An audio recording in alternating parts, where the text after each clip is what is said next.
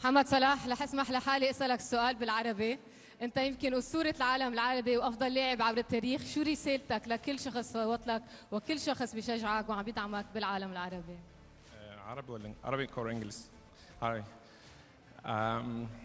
انا اللي انا عايز اقوله ان اي حد طالما انا عملت كده يبقى اي حد يقدر يعمل كده. انا تقريبا بقالي 11 سنه او 12 سنه في اوروبا. مفيش فرق كبير بيننا وبينهم في التالنت. الفرق الوحيد اللي هو مانتلي، ان هم عندهم حاجات احنا مش عندنا او دارسين حاجات احنا مش عارفينها. بس نصيحتي انا، طالما انا عملت كده انتوا تقدروا تعملوا كده. بس لازم تكون جاهز، عشان انت هتقابل حاجات مش هتبقى سهله عليك، هتقابل حاجات تبقى صعبه عليك. You have to go out of your comfort zone.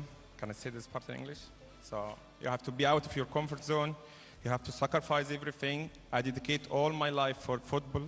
I'm always giving everything for football, and I will be. Like, I sacrifice my time with the family, with going to the gym, the food, everything. I'm always dedicate everything for football. So everyone in the Middle East can do it, but you have to be ready. You have to be prepared. It's not gonna be comfortable. So, and the last thing I would say, like, this award is very special for me because I received it in the Arab land and I celebrate it with my people. So thank you very much.